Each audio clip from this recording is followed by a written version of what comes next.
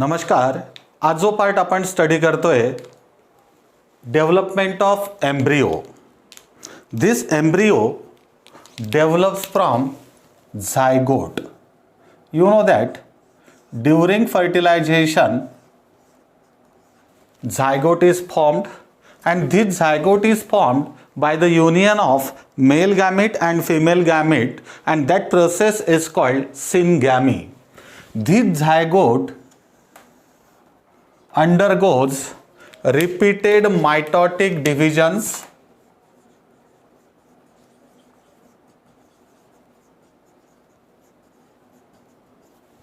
to form a structure called embryo, and this process of formation of embryo from the zygote is called embryogenesis.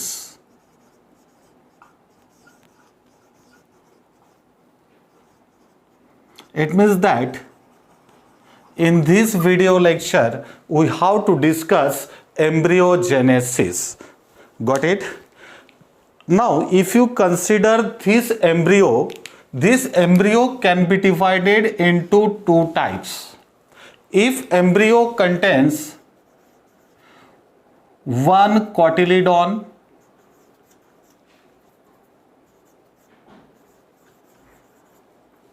or embryo may contain two cotyledons. If embryo contains a single cotyledon, this embryo is called monocot embryo. And if embryo contains two cotyledons, the embryo is called dicot embryo.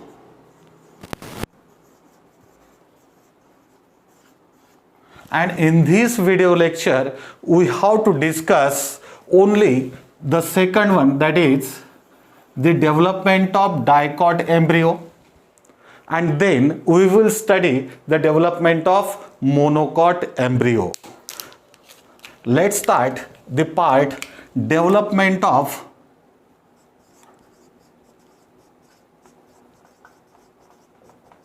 dicot embryo.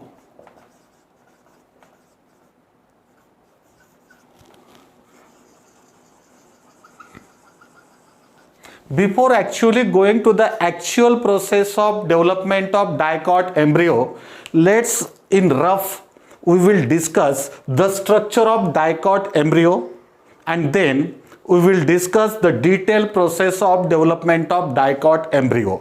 आता बघूया, जर आपण dicot embryo consider केला तर हा dicot embryo कसा असतो रफली आपण कन्सिडर करू. This embryo has the embryonal axis. This is the embryonal axis. Actually एवढा मोठा एम्ब्रियोनियल ॲक्सेस नसतो.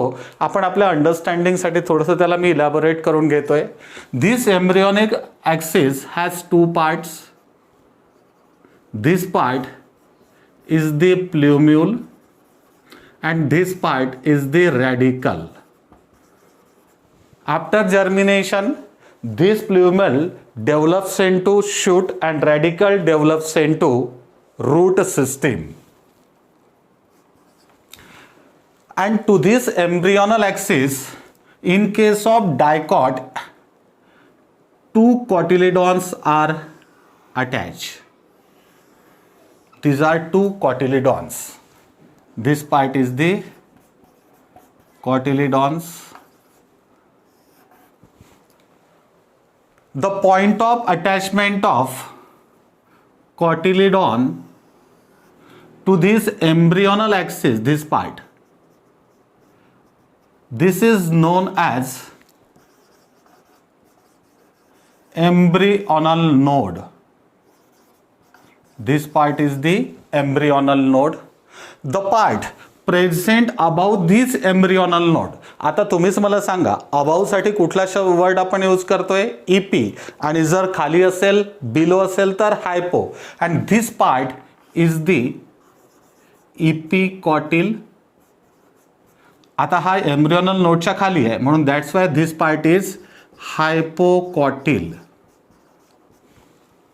This is the rough diagram regarding the structure of dicot embryo.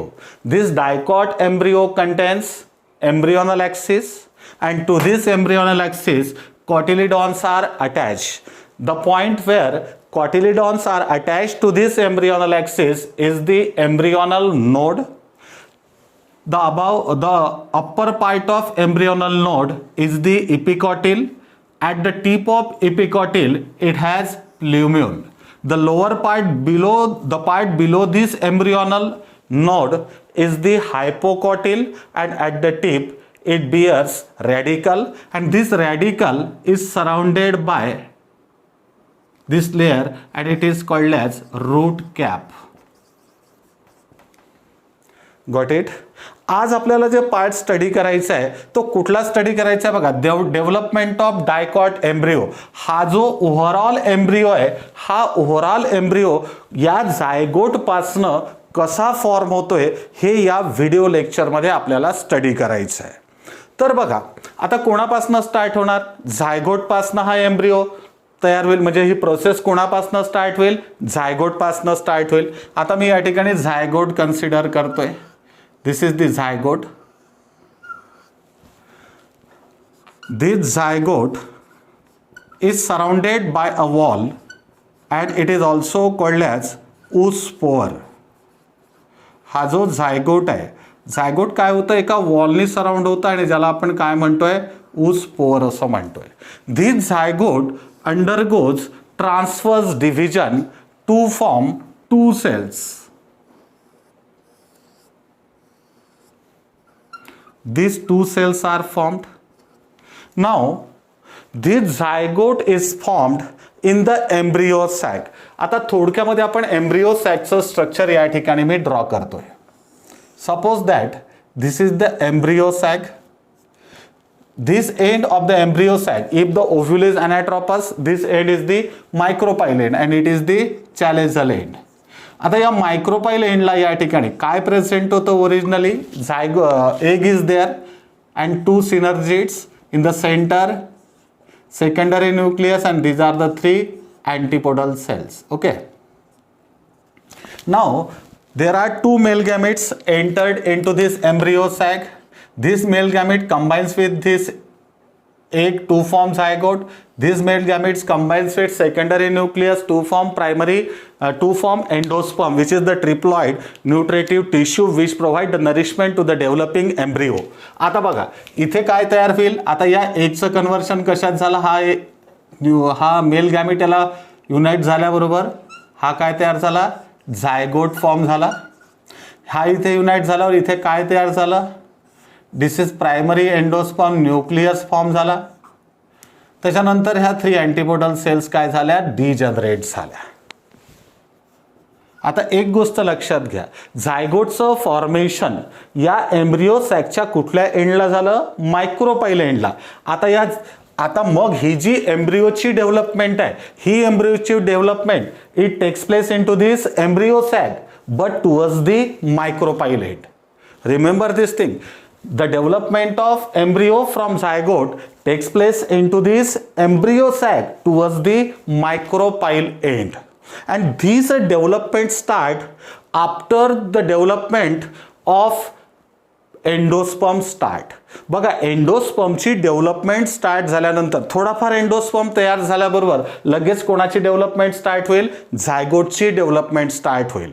या दोघे सायमल्टेनियसली होत आहेत. झायगोट पासनं एम्ब्रियो तयार होणं आणि या प्रायमरी एंडोस्पर्म पासनं एंडोस्पर्म तयार होणं, ह्या दोन्ही डेव्हलपमेंट सायमल्टेनियसली होतील. पण तरी पण थोडी उशिरा याची डेव्हलपमेंट स्टार्ट होईल, लेट स्टार्ट होईल. कोणाची, झायगोटची डेव्हलपमेंट कशामध्ये, एम्ब्रियोमध्ये. पण अर्लियर कोणाची स्टार्ट होईल, प्रायमरी एंडोस्पर्म न्यूक्लियसची डेव्हलपमेंट अर्लियर होईल एंडोस्पर्म तयार करण्यासाठी. कशासाठी, to ensure the proper nutrition to the embryo. जो एम्ब्रियो तयार होणार आहे किंवा डेव्हलप होणारा एम्ब्रियो आहे त्याला प्रॉपर न्यूट्रिशन प्रोव्हाइड झाले पाहिजे, याच्यासाठी ही अरेंजमेंट या एम्ब्रियो सॅकमध्ये असतं. Got it. आता बघा काय झालं, झायगोट डिवाइड झाला, there is a formation of 2 cell. आता एक सेल कोणत्या बाजूला तयार झाली असेल, चॅलेझलला, आणि दुसरी कुठे तयार झाली असेल, मायक्रोपाईलला. आता समजा या झायगोटचं हे आपण चॅलेझल एंड घेऊ आणि हे याचं मायक्रोपिलर एंड घेऊ. मग आता ही सेल तयार होते, this cell forms towards the chalazal end and it is form towards the micropyle end. This cell is called terminal cell or embryonal initial cell, and this cell formed towards the micropyle end is the basal cell or it is called suspensor initial cell. These two cells then undergoes mitotic division. All the divisions participating in the formation of embryo from zygote are the equational division, that is the mitotic division. आता बघा, आता ह्या बेझल cells divide होतील. आता बेझल sale, पहिल्यांदा बेझल sale, नंतर terminal सेलकडे जाऊ. आता बेझल सेल डिवाइड होणार. आता ज्यावेळेस बेझल सेल डिवाइड झाल्यात, बेझल सेल डिवाइड झाल्याबरोबर काय होतंय बघा, अशा पद्धतीनं. म्हणजे आता एक साधं स्ट्रक्चर मी काढतोय, पटकन काढता येईल आपल्याला.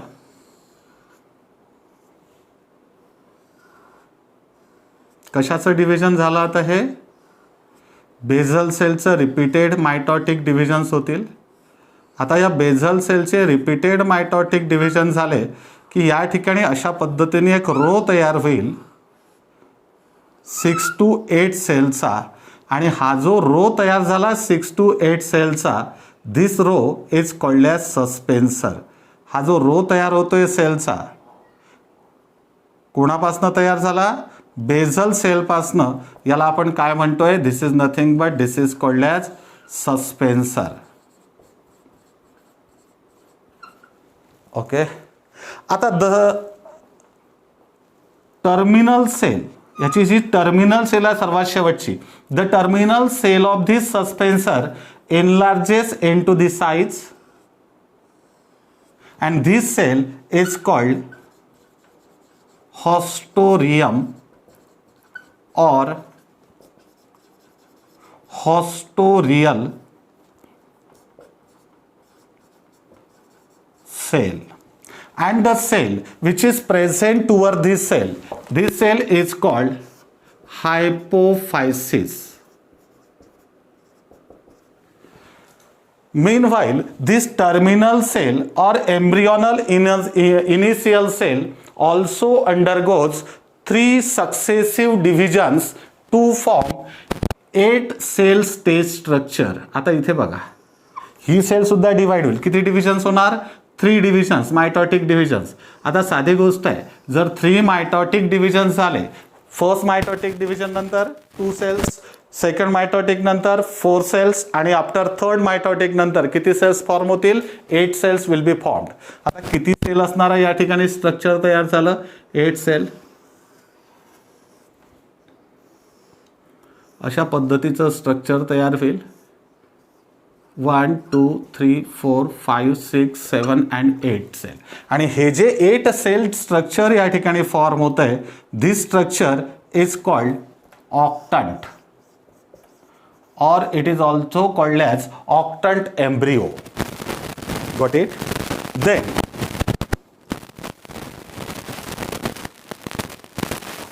आता या ऑक्टंट एम्ब्रियोचा फर्दर डिव्हिजन होतं, पण फर्दर डिव्हिजन्स मात्र पेरिनियल टाईपचे डिव्हिजन्स होतात. कसे डिव्हिजन्स आहेत नंतर, पेरिनियल टाईपचे. कोणाचे, या ऑक्टंट एम्ब्रियोचे. आता या ऑक्टंट एम्ब्रियोमध्ये how many cells are there, 8 cells are there. आता या 8 cells पैकी लक्षात घ्या, the upper 4 cells 1 2 3 4, these upper 4 cells,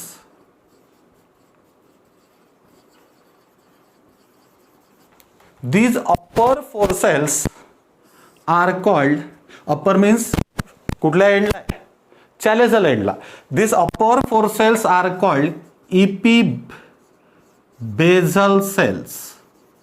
These upper 4 cells are called epibasal cells and lower 4 cells.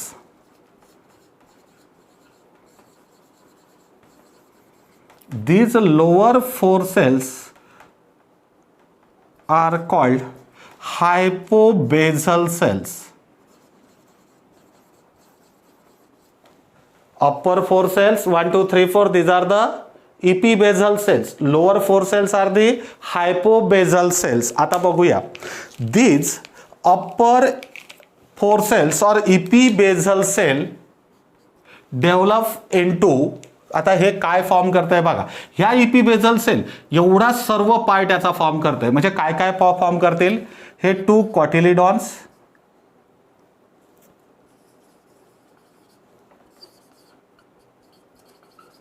form cotyledons, then this part that is the plumule. हे कोणी form केले, या इपिबेझल सेलने फॉर्म केले. आणि या ज्या हायपोबेझल सेल्स आहेत ह्या काय फॉर्म करतील बघा, फॉर्म कोणता पार्ट फॉर्म करतील, हा part. This part is called as हायपोकॉटिल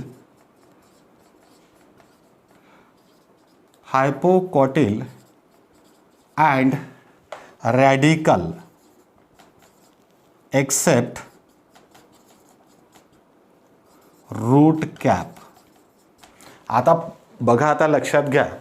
आता हा जो ऑक्टंट तयार झाला, ऑक्टंट एम्ब्रिओ फॉर्म झाला. This is the octant embryo, the structure, and this is the octant. हा जो ऑक्टंट फॉर्म झाला, this 4 cells are the epibasal cells and this 4 are the hypobasal cell. आता फायनली जे स्ट्रक्चर फॉर्म करायचं आहे ते अशा पद्धतीचं स्ट्रक्चर फॉर्म करायचं आहे.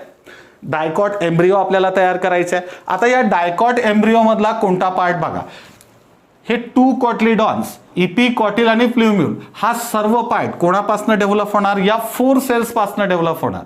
आणि ह्या ज्या राहिलेल्या 4 सेल्स आहेत, दोज आर दी हायपोबेझल सेल्स. या हायपोबेझल सेल्स पासून हा पार्ट तयार होईल. कोणता पार्ट आहे, हायपोकॉटिल, आणि त्याच्यानंतर रॅडिकल तयार होईल.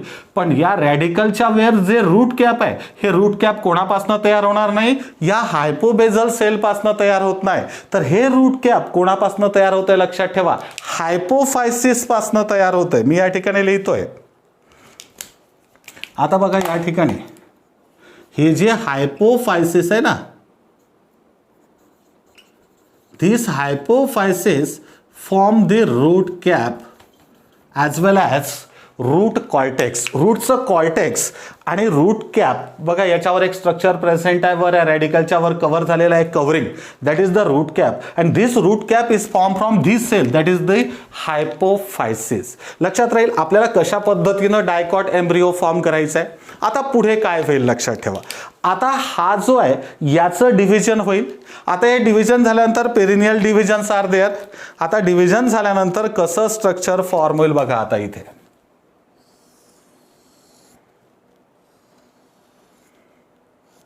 या ठिकाणी डिव्हिजन झाल्यानंतर असं स्ट्रक्चर फॉर्म होतं, असा एम्ब्रिओ तयार होतोय.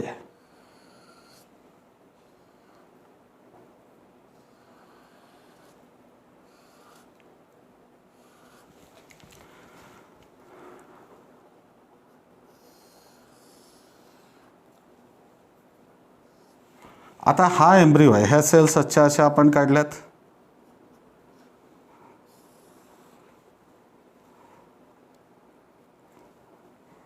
त्याच्यानंतर याचं डिव्हिजन होणार, ह्याही सेल्स डिवाइड होतील, ह्याही डिवाइड होईल, परत ह्या सेल डिवाइड होतील. बघा डिव्हिजन कसं होतंय, ह्याही सेल डिवाइड होणार, त्याच्यानंतर याचंही डिव्हिजन होईल.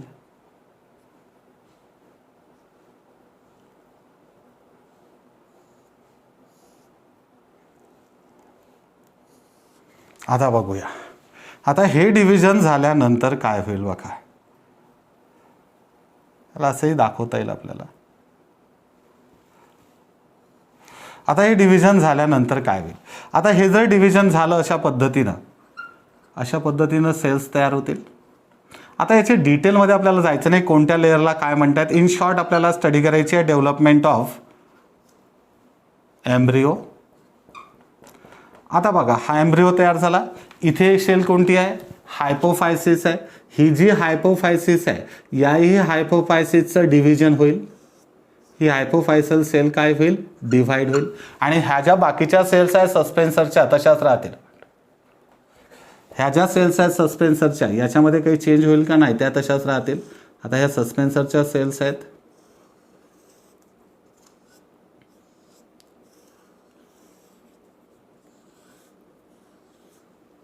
1 2 3 4 5 6 7.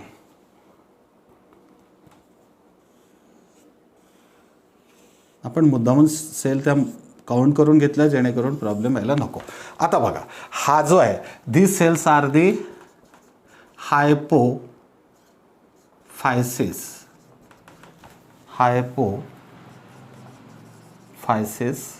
आता ह्या ज्या हायपोफायसिसच्या सेल्स आहेत डिव्हाइड झाल्या आणि all these cells are the suspensor cells. हा जो पार्ट आहे, कोणाचा पार्ट आहे, हा सस्पेन्सरचा सेलचा. And this cell is the haustorial cell. Got it.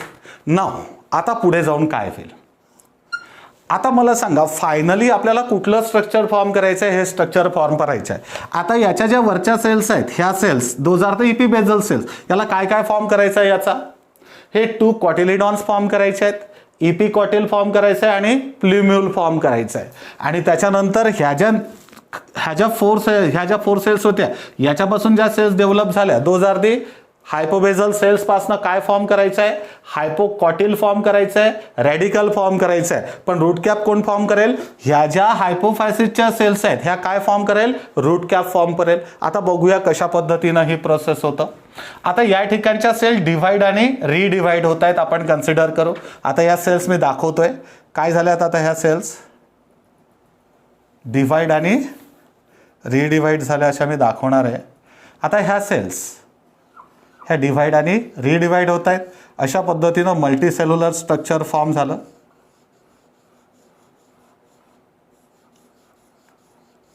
आता या कोणाच्या सेल्स डिव्हाइड आणि रिडिव्हाइड झालेल्या दाखवल्या आहेत मी, ह्या सेल्स दोज आर दी कोणापासून तयार झालेल्या, हायपोबेझल सेल्स पासून तयार झालेल्या. ह्या सेल डिव्हाइड आणि रिडिव्हाइड झाल्या. आता बघा त्याच्यानंतर ह्याही सेल्स ज्या कोणापासून तयार झाल्या, इपीबेझल सेल्स पासून तयार झाल्या, ह्या सेल्स सुद्धा काय होईल, डिव्हाइड आणि रिडिव्हाइड होईल. पण याचं जे डिव्हिजन आहे ना, हे डिव्हिजन बघा काय होईल, एक या साईडला जाईल, एक या साईडला जाईल. अशा पद्धतीनं ह्या सेल काय होतील, डिव्हाइड होतील. आता इथे जागा थोडीशी कमी पडली रे. अशा पद्धतीनं डिव्हाइड होईल. आता याला आपण मोडून टाकू आणि याला इथे लिहू. ओके. आता ह्या सेल्स अशा पद्धतीनं काय झाल्यात, डिव्हाइड आणि रिडिव्हाइड झाल्या. दाखवून देऊ याला, डिव्हिजन आणि रिडिव्हिजन याचं दाखवून देऊ.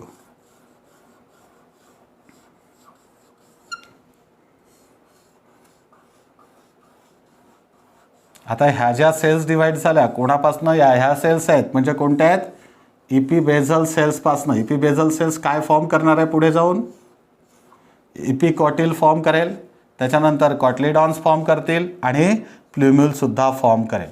तर बघा आता हा एम्ब्रिओ कोणत्या शेपचा आला, हार्ट शेप एम्ब्रिओ तयार झाला. आणि ह्या ज्या हायपोफायसिसच्या सेल्स आहेत ह्या सेल्स पण काय होतील, डिव्हाइड आणि रिडिव्हाइड होईल. आणि रिडिव्हाइड आणि रिडिव्हाइड झाल्यावर कॉर्टेक्स तयार करतील आणि एक छोटंसं स्ट्रक्चर तयार करतील. अशा पद्धतीचं this structure is the root cap. कोणतं स्ट्रक्चर फॉर्म झालं याचं, रूट कॅपचं स्ट्रक्चर फॉर्म केलं आणि कॉर्टेक्स फॉर्म केलं. आणि हे जे सस्पेन्सर आहे हे जसं तसं याला काय असेल, अटॅच झालेलं असेल. आता हे कोणता पार्ट प्रेझेंट आहे याला अटॅच असलेला, this part is the suspensor.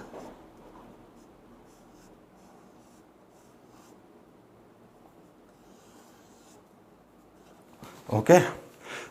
आता कोणत्या टाईपचा एम्ब्रिओ तयार झाला, this is the heart shape embryo and this embryo is called globular embryo.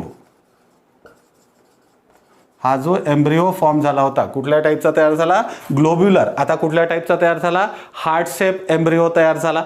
आता बघा हार्ट शेप एम्ब्रिओ तयार झाल्यानंतर काय होईल, हार्ट शेप एम्ब्रिओ तयार झाल्यानंतर आता बघा या पार्ट पासून, याच्या खालच्या पार्ट पासून काय तयार करायचं आहे, हा पार्ट हायपोकॉटिल आणि रॅडिकल तयार करायची आहे, रूट कॅप याच्यापासून तयार करायची आहे. आणि जो इपिकॉटिल आहे इथून जो वरचा पार्ट आहे याच्यापासून काय फॉर्म करायचे आहे, 2 कॉटिलिडॉन्स फॉर्म करायचे आहे. त्याच्यानंतर इपिकॉटिल आणि प्ल्युम्युल. आता या ठिकाणी बघा, या पार्टवर इथे हा जो पार्ट आहे ना, इथे ऑलरेडी हा प्ल्युम्युल प्रेझेंट असतो. कुठला पार्ट प्रेझेंट आहे, प्ल्युम्युलचा पार्ट या ठिकाणी प्रेझेंट आहे.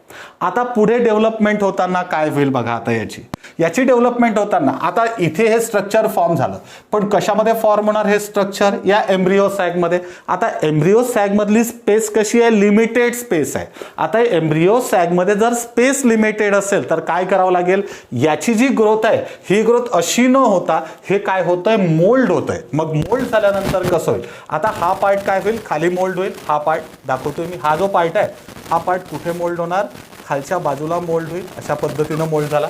कोणता पार्ट, हा पार्ट इथून हा मोल्ड झाला खालच्या पार्टमध्ये. आता हा सुद्धा असाच या बाजूला मोल्ड होईल. हा दुसरा पार्ट, त्याचं मोल्डिंग झालं.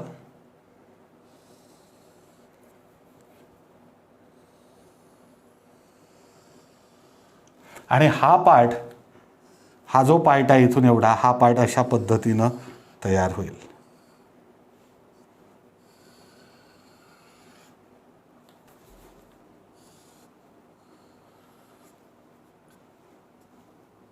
आणि हे रूट कॅप तयार होईल. आता हे फायनल स्ट्रक्चर फॉर्म झालेलं आहे बघा. आता या स्ट्रक्चरमध्ये काय काय भेटतं आपल्याला. आता या स्ट्रक्चरमध्ये हा जो पार्ट आहे, हा जचा तसा पार्ट इथे आला. This part is the plumule. This part, these two, 1 and 2, these are the cotyledons. How many cotyledons are there? 2 cotyledons are there. त्याच्यानंतर आता हा जो पार्ट आहे, हा पार्ट, हा जो पार्ट आहे, हा पार्ट कोणता, याच्यापासून हा जसा तसा इथे आहे. This part is the hypocotyl. त्याच्यानंतर हा जो पार्ट आहे, this part is the radicle. And this part is the root cap. आणि याच्या खाली काय प्रेझेंट असेल, हा सस्पेन्सर प्रेझेंट असेल जो आपण काढत नाही. अँड धिस इज दी काय तयार झाला, डायकॉट एम्ब्रिओचं फॉर्मेशन झालं. And this is the development of dicot embryo. Got it. Now consider this diagram. In this part, this epicotyl is present above this embryonal node or the level of cotyledons, and its tip there is a plumule. This hypocotyl is present below the level of cotyledons or embryonal node, and at its tip there is a radicle which is surrounded by root cap. Got it? This is the information regarding the development of dicot embryo. Now just recall all those parts. This embryo develops from zygote. This zygote surrounded by a wall and it is called as oospore. This oospore undergoes mitotic division to form two cells. One cell towards the chalazal end and another towards the basal end. The cell towards the chalazal end is called terminal cell or embryonal initial cell, and the cell towards the micropyle end is called basal cell or suspensor initial cell. This basal cell undergoes repeated transverse division to form a row of 6 to 10 cells called suspensor. The uppermost cell of this suspensor enlarges into the size and it is called haustorium or haustorial cell. And the cell present near this terminal cell or you may say octant embryo. त्याच्यानंतर terminal cell पुढे जाऊन कशात develop होणार, octant embryo. This cell is called hypophysis. And this suspensor, remember this function, suspensor. What is the function of suspensor? This suspensor pushes the embryo into the endosperm for better nutrition. याला थोडंसं consider करू, समजून सांगतोय. आता हा primary endosperm nucleus आहे. याच्यापासून काय तयार झालं, हे हा पार्ट कुठला तयार झाला, याच्यापासून हा एंडोस्पर्मचा पार्ट तयार झाला. आता या झायगोट पासून हा काय डेव्हलप झाला, या ठिकाणी एम्ब्रिओ तयार झाला. आता या एम्ब्रिओला कशामध्ये पुश करायचं आहे, हा प्रायमरी एंडोस्पर्म न्यूक्लियस राहिला का इथे, नाही. आता हा काय तयार झाला, एंडोस्पर्म. हा झायगोट राहिला का नाही, हा आता काय तयार झाला, एम्ब्रिओ तयार झाला. या एम्ब्रिओला याच्यामध्ये पुश करायचं आहे, तर हे पुश करायचं काम कोण करतंय, सस्पेन्शन करतंय. Remember the function of suspensor. What is the function of suspensor? It pushes the embryo into the endosperm for better nutrition. After that, this terminal cell undergoes 3 successive divisions to form 8 cells stage structure called octant or octant pro-embryo. The upper 4 cells are the epibasal cells. They form cotyledons and plumule. While these 4 cells, lower 4 cells are the hypobasal cells. They form hypocotyl and radicle, but not the root cap.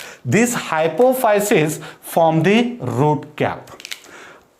This octant embryo undergoes perineal division to form globular embryo. The cells of globular embryo are rearranged to form heart-shaped embryo, and the cells of heart-shaped embryo rearranged to form such type of embryo, and this is called horseshoe-shaped embryo.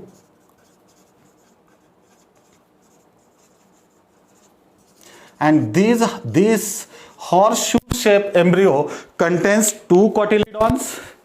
This part is the plumule. Hypocotyl radicle and root cap represents, काय represent करतं, dicot embryo, and this is the information regarding the development of dicot embryo. In coming video we will discuss the development of monocot embryo.